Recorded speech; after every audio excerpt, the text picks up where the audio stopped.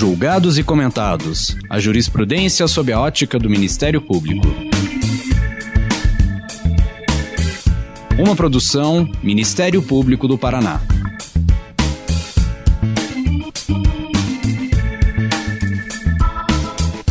Olá, estamos começando mais um episódio do Julgados e Comentados.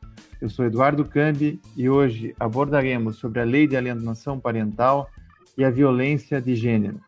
Para tanto, contamos com a participação de Alice Bianchini, professora de Direito, advogada e conselheira federal da OAB. Nesse episódio, vamos conversar sobre a Lei de Alienação Parental e suas recentes alterações legislativas, ocorridas em maio de 2022 por meio da Lei 14.340. Debateremos qual o impacto dessas alterações sobre as interpretações jurisprudenciais atinentes ao tema, quais as controvérsias que envolvem a aplicação da lei, seja na proteção de crianças e adolescentes, seja na acusação em face de genitores. As mudanças na legislação são capazes de conter as deturpações já ocorridas no passado em relação à sua aplicação? Quais as práticas antiéticas que estavam recaindo sobre mulheres nas separações judiciais e divórcios em que se recorriam a denúncias de alienação parental? Estas e outras questões serão abordadas nesse episódio. Alice, seja muito bem-vinda. Conte-nos um pouco da sua trajetória profissional e acadêmica. Olá para todos, muito obrigada, Eduardo Cambi, por essa oportunidade de estar aqui com vocês para falar desse tema tão difícil, um tema muito sensível, com certeza muito difícil, mas eu assumi esse desafio exatamente pela importância do tema. Tenho desenvolvido este tema, doutor Eduardo, desde o século passado, e foi no século passado mesmo, quando então eu estava fazendo o meu mestrado na Universidade Federal de Santa Catarina, e tive a oportunidade, então, de encontrar nas minhas mãos um livro da professora Silvia Pimentel, e este livro falava da evolução dos direitos da mulher. E a partir do momento que eu toquei esse livro na mão e comecei a lê-lo, eu já defini qual seria a minha linha de pesquisa e, a partir dali, eu não parei mais. E tenho uma satisfação muito grande que eu queria compartilhar com todos vocês, de ter exatamente agora, o meu último livro ter sido escrito junto com a professora Silvia Pimentel. Então, imagina só a alegria, né? Uma alegria muito grande. Eu que sou uma admiradora muito da professora Silvia Pimentel e ter a oportunidade de escrever com ela um livro que se chama, inclusive, Feminismos. Então, realmente, é uma trajetória que vem desde o século passado, em que a gente tem avaliado essa questão dos direitos da mulher e a evolução dos direitos da mulher, e por mais que a gente tenha conseguido conquistas, e foram conquistas extremamente importantes na nossa Constituição de 1988, quando então foi escrito, que homens e mulheres são iguais em direitos e obrigações, o fato é que a gente ainda não concretizou essa igualdade, e o fato é que, de acordo com relatórios trazidos pelo Fórum Econômico Mundial, nós ainda vamos precisar de 134 anos para a igualdade de fato entre homens e mulheres. Vamos tentar nesse podcast encurtar esse prazo, então, e levar um pouco de cultura e consciência para as pessoas. Vamos entrar um pouquinho no tema, então, começando pela Lei 12.318 de 2010, que traz os conceitos de alienação parental. O que é alienação parental, professora? Isso, é importante colocar, uma lei de 2010, então é uma lei que já está há bastante tempo aí sendo testada e analisada e interpretada, e ela traz, sim, no próprio roteiro da lei, no seu artigo 1º, já traz uma definição. Mas é interessante, doutor Eduardo, porque, assim, quando a gente ouve esse tema na mídia, quando a gente escuta falar desse tema, é muito comum a alienação parental ser entendida como o ato de colocar a criança ou adolescente contra o outro genitor. Mas o que eu queria esclarecer aqui, que é muito mais do que isso, Porque a própria lei 2.318, ela vai conceituar a alienação parental e vai trazer algumas questões que eu acho importante da gente compartilhar aqui. Então, primeiro, é uma interferência na formação psicológica da criança e do adolescente, então, interferência na formação psicológica da criança e do adolescente. Depois, praticada por genitores, mas não só, porque também a lei prevê a possibilidade dela ser praticada por avós ou quem tem, em relação à criança e adolescente, a autoridade, guarda ou vigilância. Então, portanto, é muito mais extensa do que a gente pensa, né? Que é só o pai em relação à mãe, ou a mãe em relação ao pai. E, ademais, tem uma intenção específica. Então, se a gente não observar essa intenção, nós podemos falar de alienação parental quando ela não existe. E a intenção que está prevista na lei é repudiar o genitor e causar prejuízo no vínculo entre o genitor e a criança e o adolescente. Então, me parece que essa conceituação da lei é muito mais ampla do que a gente costuma pensar em relação à alienação parental. Partindo da ideia de que uma criança que sofre alienação parental tem maior chance de se tornar um adulto violento, que medidas que nós podemos tomar para prevenir que essa criança seja abusada? E de que forma leis como a Lei 13.431 de 2017, que trata da escuta especializada, e agora, mais recentemente, a Lei 14.344 de 2022, a Lei Henri Borel, podem contribuir para prevenir que essa alienação não cause adultos violentos? Doutor Eduardo, muito importante essa colocação, porque a gente tem que fazer uma separação muito grande, né? A lei foi feita para punir os pais que praticam atos de alienação, ou a lei foi feita para proteção da criança e do adolescente? E quando a gente trabalha, então, nessa outra vertente, que é a ideia de proteção dos direitos de criança e adolescente, nós vemos que, muitas vezes, o importante aqui, efetivamente, é compreender a existência desses atos, mas ademais disso, nós temos um problema muito sério, porque muitas vezes esses atos considerados de alienação parental, eles não estão suficientemente provados. Muitas vezes a própria criança diz, olha, mas isso não me causou absolutamente nada, ao contrário, isso me pareceu ser uma expressão de amor dos meus pais em relação a mim, né, no sentido de disputarem quem é que vai ficar comigo. Então, tem tanta coisa para a gente falar, mas, de qualquer forma, o mais importante, eu acho, é exatamente isso que o doutor Eduardo falou, porque a Lei 14.344, que é uma lei muito recente, ela até está sendo apelidada de Lei Maria da Penha das crianças, né? Porque ela vai reproduzir exatamente essa ideia que está na Lei Maria da Penha, com adaptações em relação à criança e adolescente. E o que é mais importante, porque a compreensão do que foi trabalhado com a Lei Maria da Penha, o que nós podemos tirar dessa Lei 14.344 é todo um sistema de prevenção. E aí agora a gente fala da palavra mais importante de tudo que a gente poderia falar aqui, a questão da prevenção, a questão de assistência. Então, nós temos a possibilidade, então, de fazer a prevenção da violência, inclusive em relação a questões de atos de alienação parental, mas nós temos também, é muito importante a gente pensar na assistência. E depois, se a gente identificou um ato de alienação parental, o que fazer? E muitas vezes, e até eu estava analisando a jurisprudência sobre o tema, muitas vezes esse ato efetivamente não comprometeu a questão biopsicológica da criança. Então, tudo isso tem que ser muito bem analisado.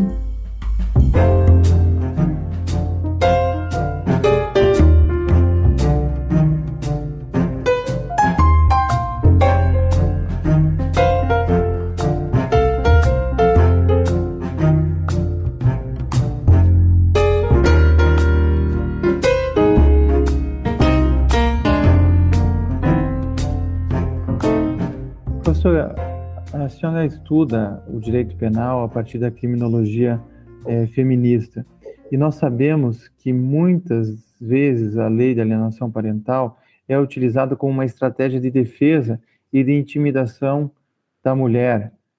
De que forma e quais outros mecanismos, como, por exemplo, a recente Lei 14.245 de 2021, a Lei Mariana Ferrer, e a dogmática e a técnica jurídica podem ser utilizadas para evitar que leis como a Lei de Alienação Parental sejam utilizadas contra a mulher? Aí eu já começo citando, então, um documento que foi elaborado pelo Conselho Nacional de Justiça. Na verdade, ele foi elaborado pelo IPEA, mas foi encomendado pelo Conselho Nacional de Justiça, que vai trabalhar exatamente como que é o enfrentamento da violência contra a mulher no âmbito do Poder Judiciário. E esse documento, o doutor Eduardo, traz como conclusão algumas coisas que a gente precisa pensar e precisa colocar aqui nesse nosso debate. Exatamente a ideia da existência de uma violência contra a mulher, que é a violência institucional, né, que é a revitimização dessas mulheres. Então, quando a gente pensa que, efetivamente, a guarda normalmente está com a mulher, então a probabilidade da mulher estar sendo acusada de alienação parental é maior.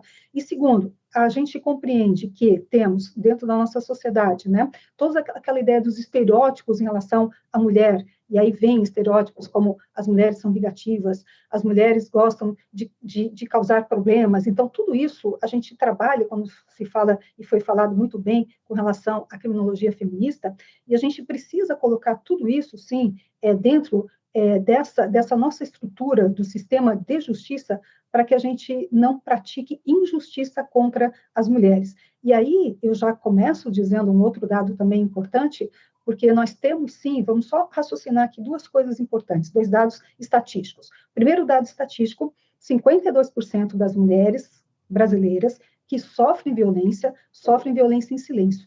Então, nós temos, sim, uma possibilidade muito grande de mulheres estarem sofrendo violência pelos seus maridos ou ex-maridos e não estarem denunciando essa violência. Um outro dado muito importante diz respeito ao número de crimes, de abusos, de crimes sexuais praticados contra crianças e adolescentes no Brasil. É um número absurdo, é um número, assim, assustador. E lembrando que são números que chegam até o sistema da justiça, né? E a gente sabe que existe uma subnotificação muito grande em relação a esses casos. E aí eu vou juntar, então, essas duas informações: 52% das mulheres não denunciam violência contra elas, e muitas vezes também não denunciam as violências que acontecem contra os seus filhos, e a gente vai encontrar esse número de uma quantidade muito grande de crianças sofrendo violência sexual. Por que eu estou falando isso? Porque dos exemplos que a lei de alienação parental traz como exemplo, né, exatamente de alienação parental, e isso está colocado no parágrafo único do artigo 1º da lei, diz que apresentar falsa denúncia contra o genitor, contra familiares deste ou contra avós, para obstar ou dificultar a vivência deles com a criança ou adolescente.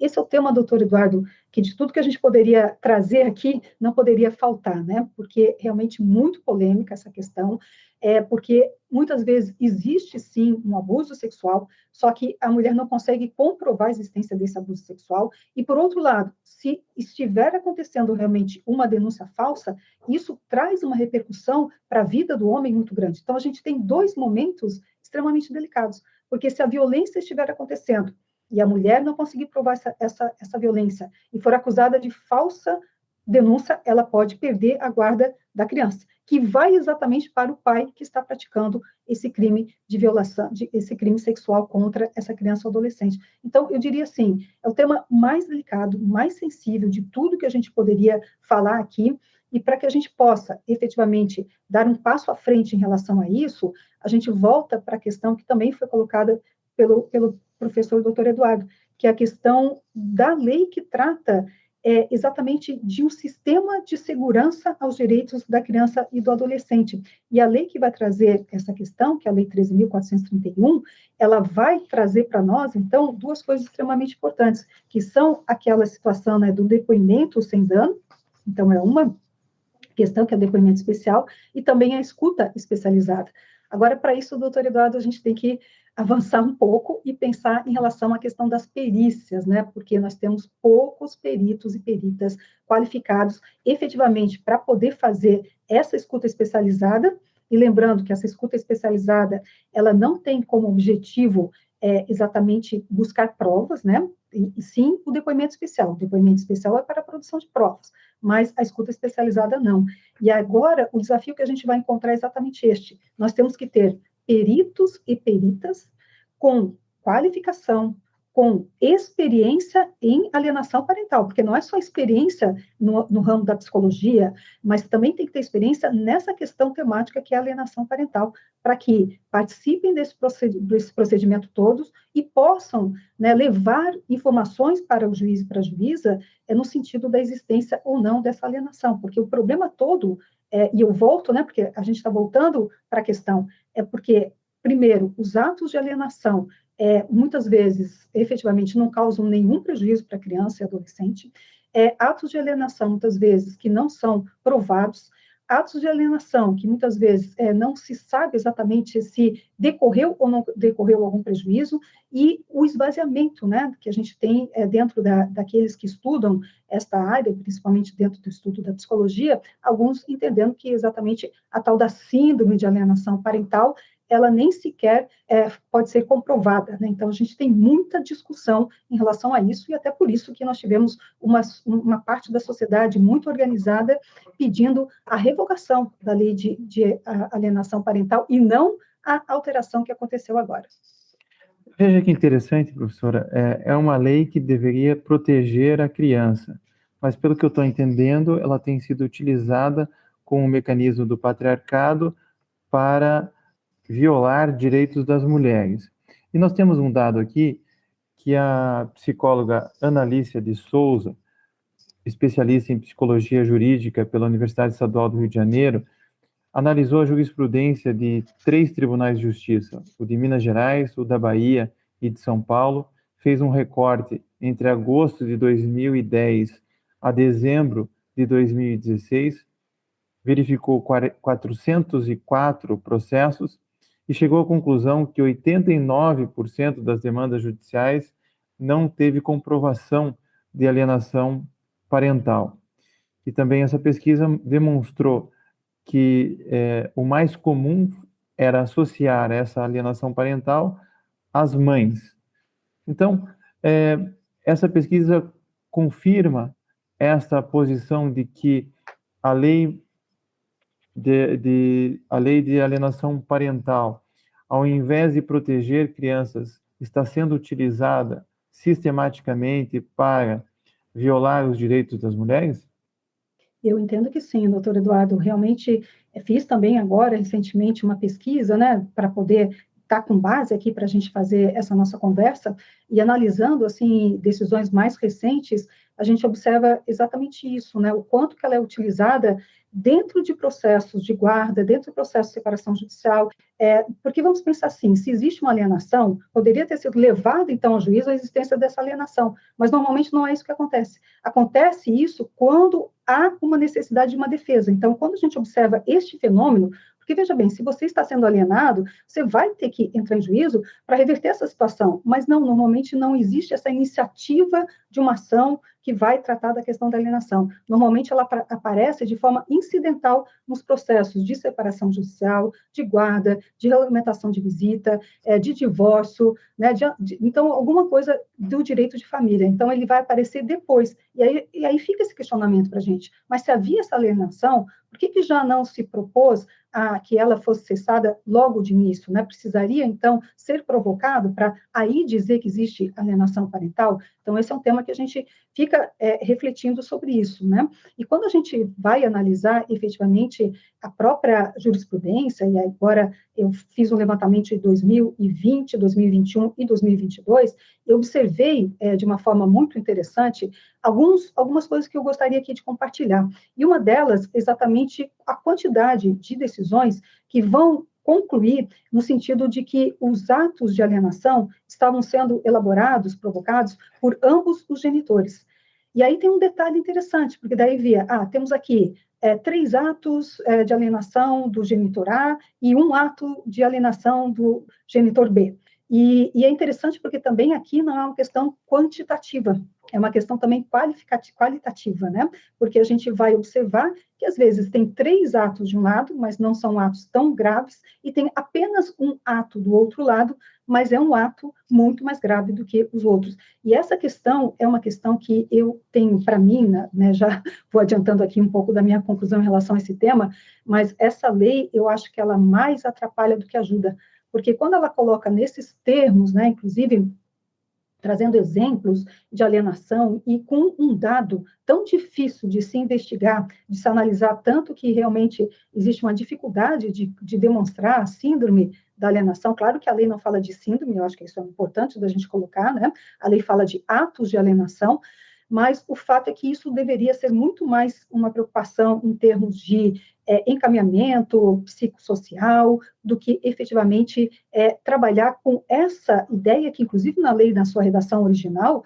previa o que foi alterado pela lei nova agora, mas previa, inclusive, a suspensão do poder familiar, né? Já ainda enquanto estava tramitando o processo. Então, realmente, assim, com repercussões muito graves na vida de pais, mães e filhos.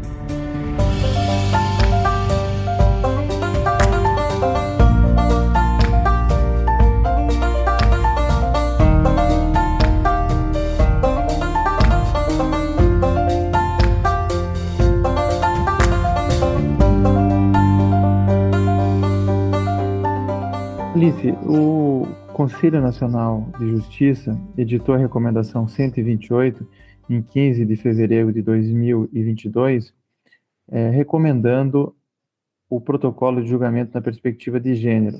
E olhando esse documento do CNJ, a questão da alienação parental se coloca de forma a evitar estereótipos, ideias preconceituosas de que as mulheres são normalmente destemperadas, vingativas, histéricas, volúveis, menos racionais do que os homens, e que, portanto, o testemunho delas valeria menos do que dos homens numa eventual disputa de guarda envolvendo alienação parental.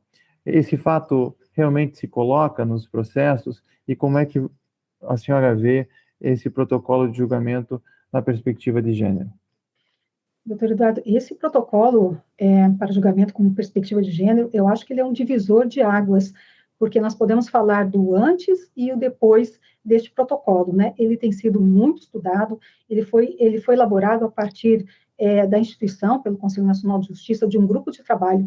Esse grupo de trabalho é composto de juízes, juízas e também outras pessoas de outras áreas, né? E composto, inclusive, de todos os setores da justiça comum, a justiça militar, a justiça especial, quer dizer, nós temos todos os tipos de justiças trabalhando em torno desse protocolo, o que significa dizer que realmente, assim, a gente tem uma qualidade muito grande na elaboração deste protocolo. E este protocolo traz, né, como o professor mesmo disse, toda uma parte específica sobre a questão da alienação parental e a preocupação de não estar sendo usada a alienação parental como guerra no processo judicial. E a gente tem ainda um outro dado para acrescentar, doutor Eduardo, porque quando a gente fala, né, relação entre homens e mulheres, eu mencionei bem no comecinho aqui da minha fala, que nós ainda vamos esperar 134 anos para a igualdade entre homens e mulheres, e quando a gente analisa que fatores que estão sendo levados em consideração para a gente falar de igualdade entre homens e mulheres,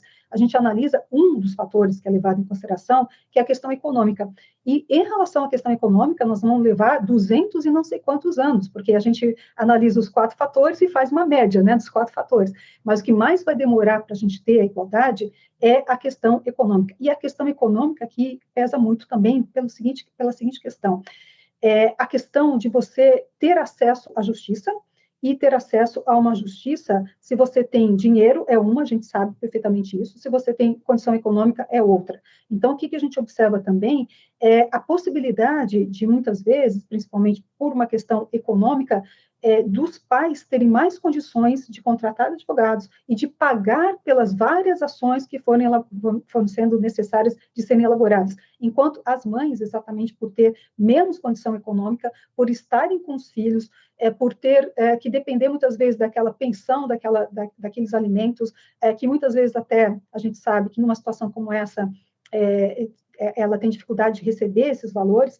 Então, por uma questão econômica, a gente também tem uma dificuldade maior de acesso das mulheres à justiça.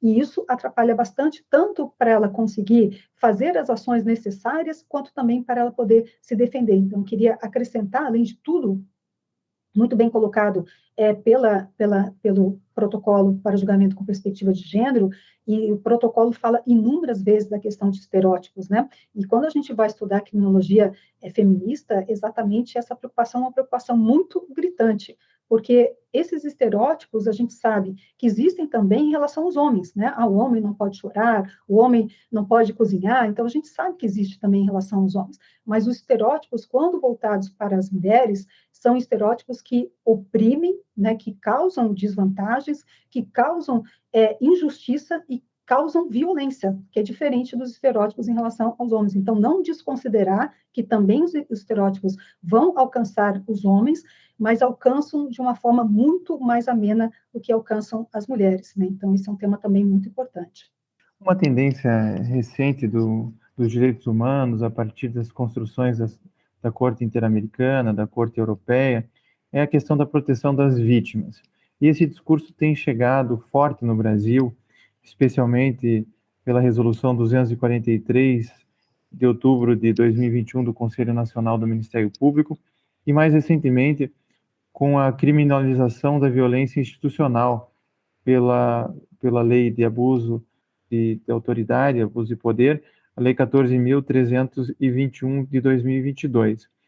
Como que o sistema de justiça deve atuar para prevenir e combater, eventualmente, a violência institucional contra as mulheres? Isso, esse é um tema importantíssimo, né? Veja que a gente está citando aqui várias leis, e muitas delas agora de 2022, né? Então, nós tivemos, sim, ou de 2021, como a Lei Mariana Ferrer, então, nós tivemos essa evolução grande em relação à questão das vítimas, né? A própria Lei Maria da Penha tem essa preocupação muito grande em relação à vítima, e a gente sempre gosta de esclarecer, a Lei Maria da Penha não é uma lei punitivista, é uma lei que busca ampliar o espectro de proteção da mulher vítima de violência doméstica, familiar, numa relação íntima de afeto, né? Então, inclusive, a própria Lei Maria da Penha, ela delimita muito a sua incidência. Então, nós não vamos trabalhar com violência contra a mulher, aplicando a Lei Maria da Penha, para todos os tipos de violência, mas somente essas praticadas nesses três contextos, a violência doméstica, familiar ou relação íntima de afeto. E aí, a Lei Maria da Penha, ela inaugura, sim, um momento em que a gente começa a se preocupar com a questão da vítima. E tem questões muito interessantes, doutor Eduardo, porque a nossa Lei Maria da Penha, ela é considerada uma das 3 mais avançadas do mundo, né? E dentre as questões que a gente poderia enaltecer em relação à Lei Maria da Penha, foi a forma como ela foi realizada.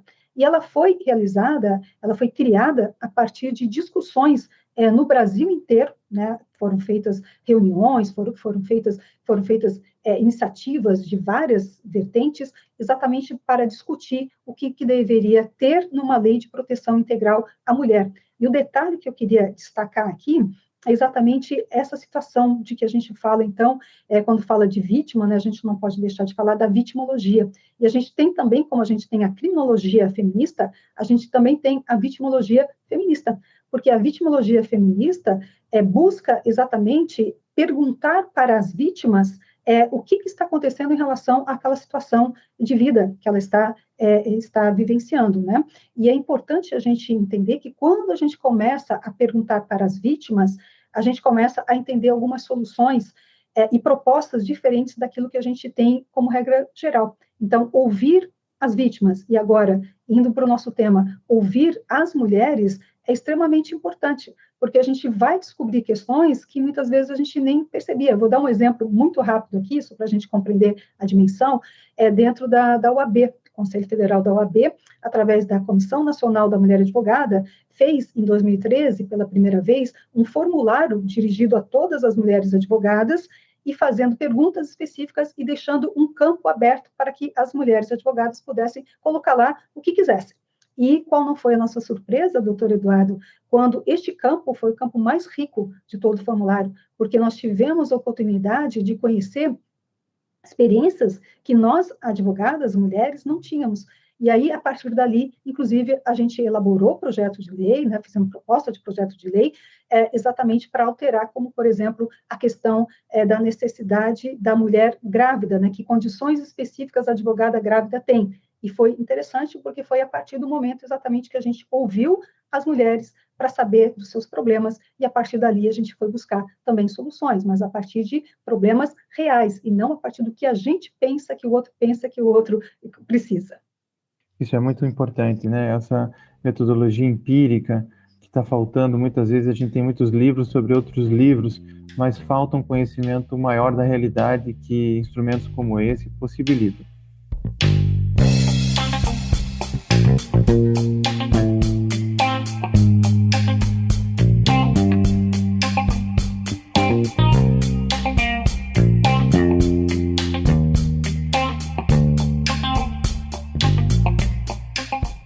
Professora, voltando um pouquinho mais para a lei, para a gente poder elucidar um pouco para os nossos ouvintes, a Lei 14.340, que é de 19 de maio de 2022, alterou a Lei da Alienação Parental, e uma das alterações foi a não mais possibilidade de o acusado de alienação vir a perder a guarda do filho ou da filha durante o processo que trata da alienação.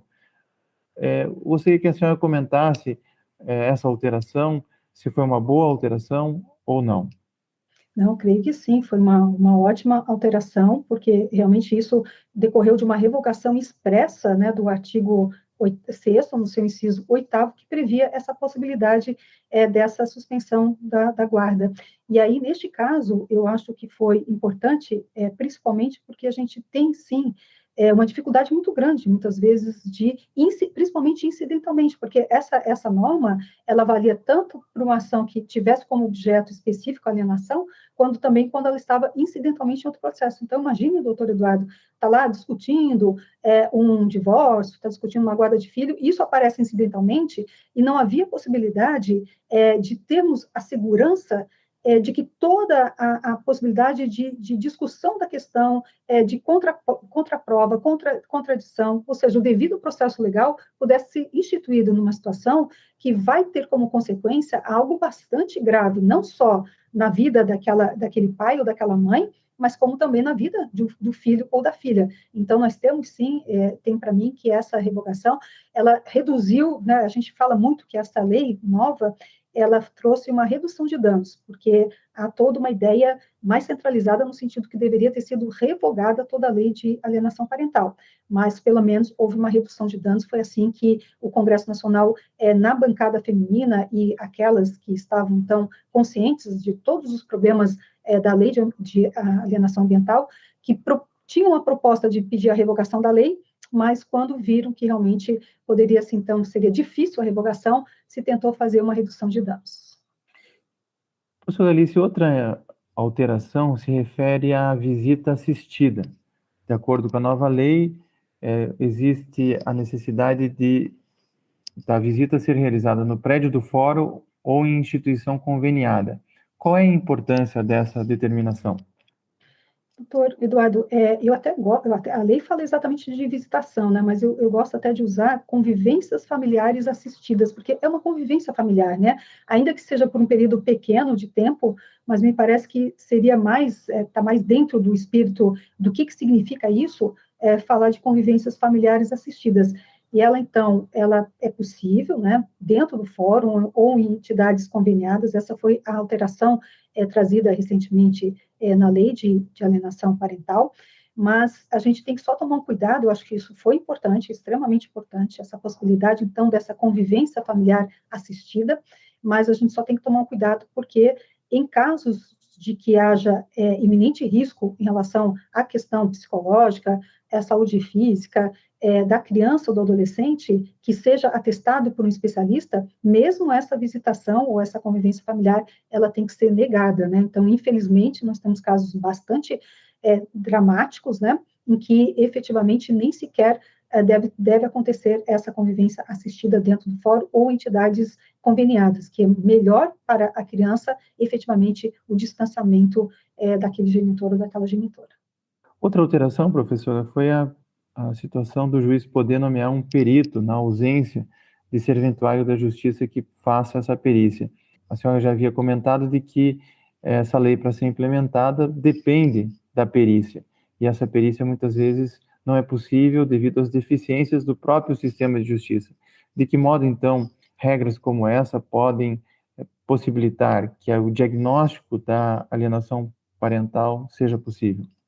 Essa é uma norma que ela traz, então, embutida na sua fala, essa importância, né? Porque não só você pode ter outros peritos, como tanto o serventuário como outro perito que seja nomeado, vai exigir que haja efetivamente uma capacitação e uma experiência em questões que tratam da alienação parental, né? Então, não basta só ser um psicólogo com alta qualificação, com muitos clientes no seu consultório, etc. e tal. Não, precisa efetivamente a qualificação e a experiência em alienação parental.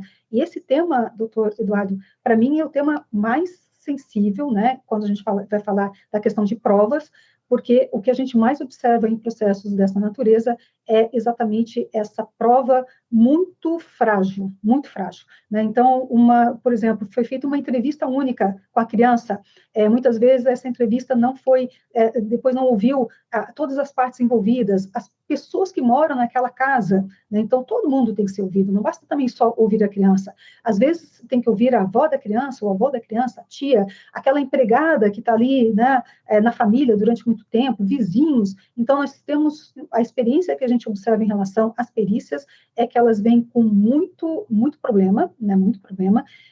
Elas não têm, muitas vezes, e a gente observa isso na resposta de peritos e peritas, principalmente quando são serventuários, que alegam exatamente isso, olha, por falta de tempo, por falta de possibilidade, não ouvimos tais e tais pessoas, ou seja, a própria perícia reconhece a fragilidade da perícia. E aí, como que a gente vai tomar uma decisão judicial que envolve um pai, uma mãe, um avô, uma avó, uma criança, né, uma menina, um menino, um adolescente, uma adolescente, com uma fragilidade tão grande como essa?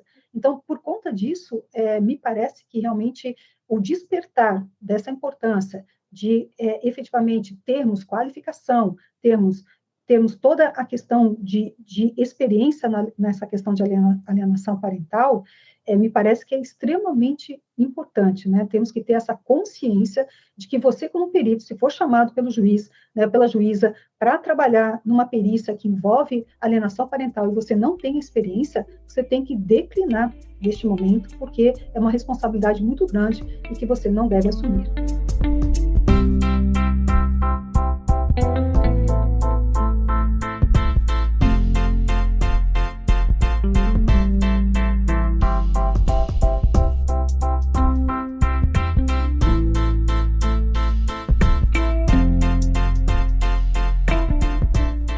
Diante dessa dificuldade, me parece também que as avaliações periódicas, quando do acompanhamento psicológico, biopsicossocial da criança e adolescente, possível vítima de alienação parental, bem como a regra de que exige uma entrevista da criança e adolescente, de acordo com a Lei 13.431 de 2017, para a análise do pedido de suspensão do pátrio poder, também são medidas que fortalecem esse compromisso com a ciência, com a melhor verificação dos fatos e com a justiça da decisão. Assim lhe parece também?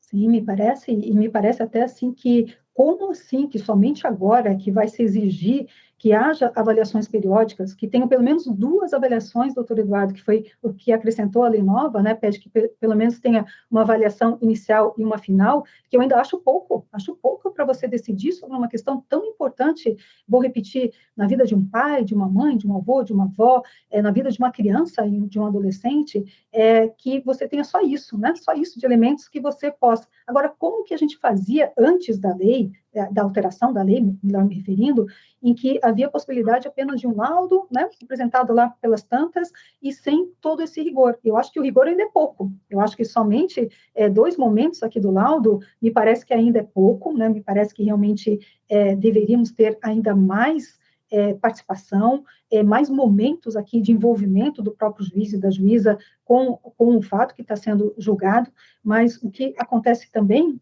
é que essa perícia, né, só para a gente lembrar, o laudo, ele é um documento escrito que é produto da perícia, né? Então, o que vai acontecer são relatórios intermediários e depois, claro, que vai ter o laudo final. Mas é muito importante esses relatórios intermediários, porque eles podem conduzir alguma informação importante para o juiz e para a juíza, que mudem o quadro que está desenhado naquele momento, e às vezes vai precisar de uma intervenção pedindo mais análises, envolvendo mais pessoas, ouvindo mais pessoas do que aquilo que tinha sido programado num desenho inicial, porque eu acho que isso que é importante, né? Você tem um desenho inicial e a partir da conversa com a criança, com os demais envolvidos, você pode ter um outro desenho e estar sempre preparado, né, para traçar essa nova rota, porque, de novo, vou repetir, é um tema extremamente importante para a gente não levar totalmente a fundo. Para terminar, professora, nós vivemos uma sociedade extremamente violenta. E crianças e adolescentes são o elo mais frágil da sociedade. Como prevenir a alienação parental e a violência doméstica e familiar contra crianças e adolescentes? Olha, professor Eduardo, eu volto assim para uma questão cultural mesmo, né? Então, quando a gente observa esse tema e a gente vê a Lei Maria da Penha, que ela já foi elaborada em 2006 e ainda hoje ela sofre 3 processos muito graves, doutor Eduardo. Ela sofre resistência, né, de pessoas que acham que não devem aplicar a Lei Maria da Penha. Então, por exemplo, né, nós temos a Lei Maria da Penha que diz que essa lei vai ser aplicada à mulher independentemente da idade. E se está dizendo isso na Lei Maria da Penha, qual é a dificuldade de compreender que, no caso de uma menina, por exemplo, ou de uma adolescente, nós temos que aplicar a Lei Maria da Penha? E a gente tem uma dificuldade, chega a precisar ir para o STJ essa discussão. Qual discussão? Aplica-se ou não se aplica a Lei Maria da Penha para criança e adolescente? Então, essa é uma questão. Nós temos também ainda a declaração de inconstitucionalidade da lei. Então, há ainda quem entenda que a Lei Maria da Penha é inconstitucional. E nós temos um terceiro problema, doutor Eduardo, que a gente precisa mencionar aqui, que são os super bem intencionados, né? Acreditam na lei, confiam na lei, acham que a lei veio para trazer uma mudança, mas não fazem uma interpretação de acordo com o que é a Lei Maria da Penha. Eu sempre gosto de brincar que a Lei Maria da Penha ela é diferentona. Então, a gente não pode trabalhar com a Lei Maria da Penha a partir dos instrumentos que a gente tem lá, do processo civil, do direito civil, do processo penal, do direito penal. Ela é diferentona. Ela é toda trabalhada no direito internacional de direitos humanos, então, tal qual também aqui, que foi apelidada da Lei Maria da Penha das Crianças, toda trabalhada também no direito internacional de direitos humanos, e ela tem como objetivo causar uma diminuição no quadro de violência que existe contra a mulher, falando da Lei Maria da Penha. Agora, falando da questão da criança, a gente repete o mesmo discurso, exatamente igual, só troca a mulher por criança e adolescente. Agora, o que a gente vê em relação à sociedade? E aí eu comemorei muito essa lei nova, né, a Lei 14.344, que fala de todo um sistema de enfrentamento, de prevenção e enfrentamento à violência contra a criança e adolescente, porque eu acho, tenho uma esperança que a partir dessa Lei 14.344, as interpretações comecem a ficar mais corretas, e aí a gente vai levar analogicamente para a Lei Maria da Penha. Então, veja, doutor Eduardo, no sentido de que não é a Lei Maria da Penha que vai ser interpretada aqui, no caso, né, o que aconteceu com a Lei Maria da Penha vai acontecer aqui, no caso da criança e adolescente. Eu acho que vai ser o inverso. Por quê? Porque, infelizmente, nós vivemos uma sociedade em que nós temos uma cultura da tolerância em relação à violência contra a mulher. Então, quando a gente fala de violência contra a mulher, temos sim uma cultura de tolerância. Quando a gente fala de idoso, a gente tem uma certa cultura de tolerância. Agora, quando a gente fala de criança, a gente não tem tolerância nenhuma em relação à violência contra a criança, né? Vide os casos que mais repercutiram em relação à violência contra a criança que nós temos aqui, a gente lembra o nome dessas crianças que foram vitimadas, e com razão, só que morrem muito mais mulheres, e a gente nem lembra o nome das mulheres que morreram, né, vítimas dessa mesma violência estrutural e essa violência cultural. Então, me parece que a gente precisa, sim, então, o caminho é a cultura, o caminho é a educação em relação à questão da violência contra a mulher, idoso, criança, ou seja, todo tipo de violência, mas me parece que a solução a gente pode tirar de um livro, que eu queria, então, terminar com essa indicação aqui bibliográfica, né? Ele é um livro que já foi publicado há algum tempo, ele se chama Código de Honra, e foi escrito por Appiah. E Appiah, então, durante muitos anos, décadas e décadas, estudou as grandes revoluções culturais. E ele queria observar se aquilo que, de repente, acontecia numa sociedade, e eis que, de repente, não acontece mais, o que motivou essa mudança cultural, essa mudança de comportamento. E aí ele estuda, doutor Eduardo, 3 grandes revoluções culturais. Ele estuda a questão dos pés das chinesas, que eles eram enfaixados, né, os pés das chinesas. Hoje, praticamente não existe mais essa cultura. Essa cultura passou por milênios, né, durante milênios, ela foi elaborada, e eis que, de repente, não existe mais o enfaixamento dos pés das chinesas. Ele analisa também a questão dos duelos, né, o quanto que existia uma ideia de resolver os problemas entre 2 homens, principalmente, né, através dos duelos, e eis que, de repente, um ou outro caso de duelo que a gente conhece no mundo, né? E ele analisa também um dado que tem a ver com a gente, que é a questão dos crimes de honra. E analisa, sim, a morte de mulheres por questões de honra. E aí a gente precisa lembrar que somente no ano passado, nós tivemos uma decisão do Supremo Tribunal Federal que declarou a inconstitucionalidade da tese da legítima defesa da honra. Até então, havia a possibilidade de ser levantada em plenário do júri, uma tese que era absurda, né? Uma tese que era atentatória aos direitos da mulher, dizendo que justificou a morte daquela mulher porque ela estava fazendo X, Y, Z, né? Como se alguma coisa pudesse justificar a morte daquela mulher, e aquele homem que tirou a vida dessa mulher, muitas vezes de forma extremamente violenta, muitas vezes na frente dos próprios filhos, ele era absolvido, né? Pela ideia da legítima defesa da honra. Muito bem. E quando a PIA, voltando para o Código de Honra, quando a PIA, então, analisa essas grandes revoluções culturais, ele observa, doutor Eduardo, que tem, sim, um elemento, um denominador comum, que vai fazer com que tenha acabado o enfaixamento dos pés das chinesas, tenha exterminado a ideia do duelo e também a questão do Código de Honra, a questão da morte das mulheres por questão de honra, que diminuiu muito, não acabou ainda, mas diminuiu muito. E ele analisa um elemento comum, que é o elemento da psicologia, e ele analisa que sim, nós temos então, dentro dessas situações, uma questão que se chama vergonha. Então, quando a gente está diante da vergonha, é interessante isso, porque é o que faz também a gente mudar os nossos comportamentos pessoais, né? Quando a gente se envergonha de alguma coisa, é o ponto, né? A chamada exatamente o gatilho para a gente trazer uma mudança. E em termos de psicologia social, é a mesma coisa. Então, a gente precisa se envergonhar de estarmos vivendo num país que é o 5º país que mais mata mulheres, e a gente se envergonhar de não nos indignarmos em relação a isso, e a gente se envergonhar pela nossa inação, por a gente não estar fazendo alguma coisa. E em relação às crianças e adolescentes, que é o nosso tema de hoje, né, a mesma coisa, temos que ter essa indignação. E aí, quando a gente tiver, então, essa indignação, essa vergonha, eu acredito que a gente possa mudar essa chave, acredito que a gente possa ter uma alteração significativa nos números de violência contra a criança, adolescente, contra idosos e contra as mulheres.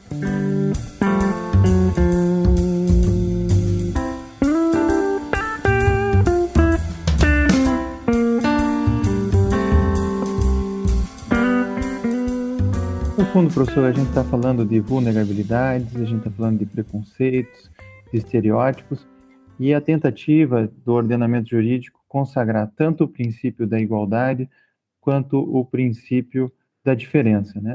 Tem uma frase do Boaventura de Souza Santos que eu gosto muito, né? Que ele diz que as pessoas e os grupos sociais têm o direito de serem iguais quando a diferença os inferioriza e o direito de serem diferentes quando a igualdade as descaracteriza.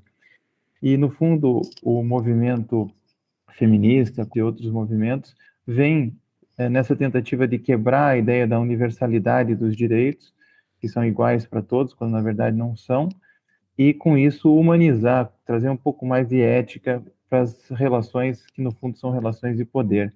E nesse sentido eu quero agradecer muito a sua contribuição, seus livros, né, como Crime contra as Mulheres, o Crime contra a Dignidade Sexual, Lei Maria da Penha, entre tantos livros que a senhora escreveu e as contribuições que dá para a humanização do direito brasileiro. Muito obrigado.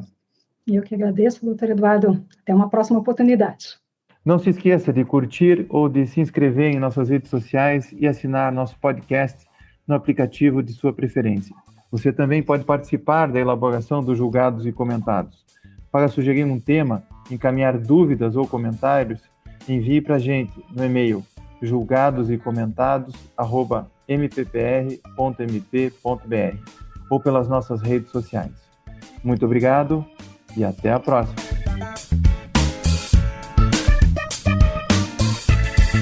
Uma produção Ministério Público do Paraná.